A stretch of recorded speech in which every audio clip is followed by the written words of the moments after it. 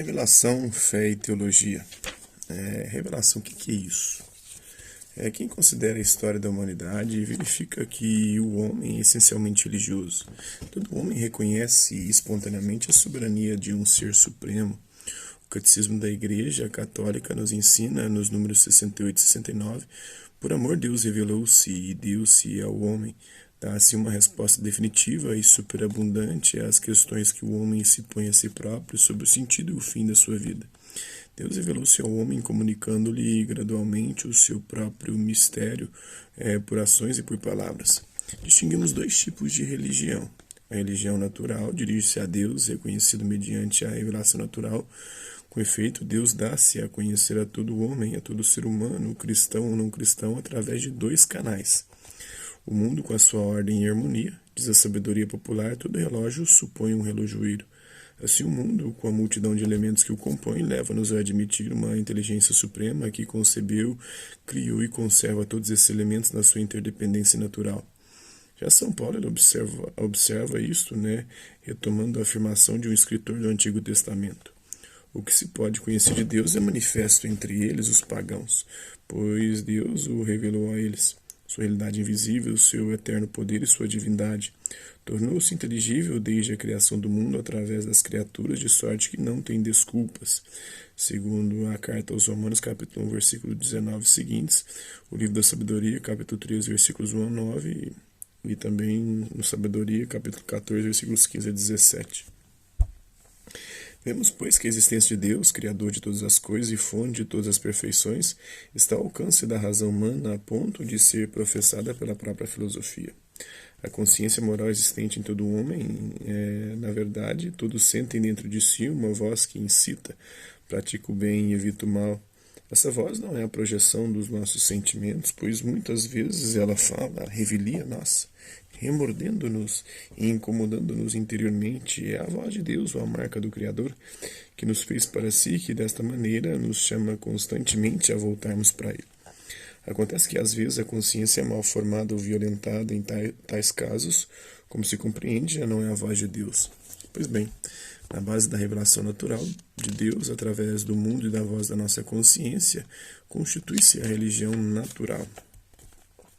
E a religião revelada, baseada sobre a especial revelação de Deus, que convida os homens à filiação divina e à ordem sobrenatural.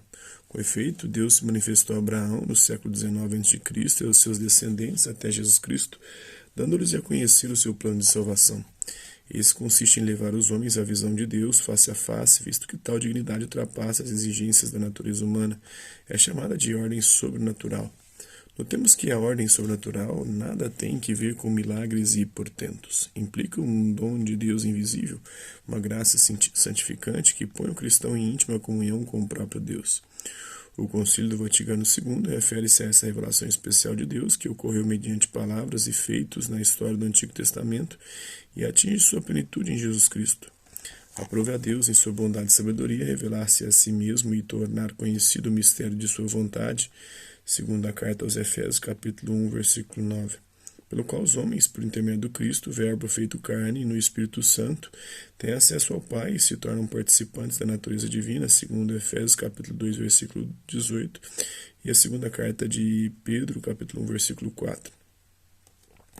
Mediante essa revelação, portanto, o Deus invisível, conforme Colossenses, capítulo 1, versículo 15, e 1 Timóteo, capítulo 1, versículo 17, levado por seu grande amor, fala aos homens como a amigos, segundo o livro do Êxodo, capítulo 33, versículo 11, o Evangelho de João, capítulo 15, versículos 14 e 15.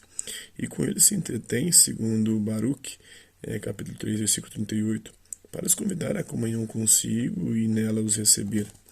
Este plano de revelação se concretiza através de acontecimentos e palavras intimamente conexos entre si, de forma que as obras realizadas por Deus na história da salvação manifestam e corroboram os ensinamentos e as realidades significadas pelas palavras. Estas, por sua vez, proclamam as obras e elucidam o mistério nelas contidas, segundo a Constituição Dei Verbo número 2. A religião judaica apresenta-se assim como o preâmbulo do cristianismo. Este, por sua vez, não é simplesmente uma entre as várias religiões sobre a terra, mas é a mensagem especial de Deus, a qual os homens procuram responder mediante a profissão de fé, a celebração do culto sagrado e a vivência adequada. Com outras palavras, o cristianismo não é simplesmente o movimento do homem que, por seus próprios méritos, se quer elevar a Deus, mas é a iniciativa de Deus que se digna de amar o homem, revelar-lhe o mistério da sua vida, da Santíssima Trindade, e convidá-lo para participar do consórcio da mesma. Então, a iniciativa é absolutamente livre e gratuita da parte de Deus. Consciente disto, dizia São Paulo, o Espírito dá testemunho de que somos filhos de Deus e, se filhos, também herdeiros de Deus e co-herdeiros de Cristo, segundo a carta aos Romanos, capítulo 8, versículo 16 e seguintes.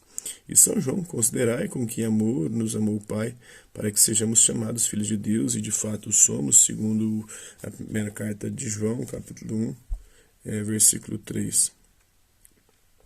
Após Jesus Cristo, a geração dos apóstolos, está encerrada a revelação divina pública e oficial. Pode haver revelações particulares, como as de Lourdes, Fátima, que não se impõem à crença dos fiéis, embora tenham credenciais muito válidas.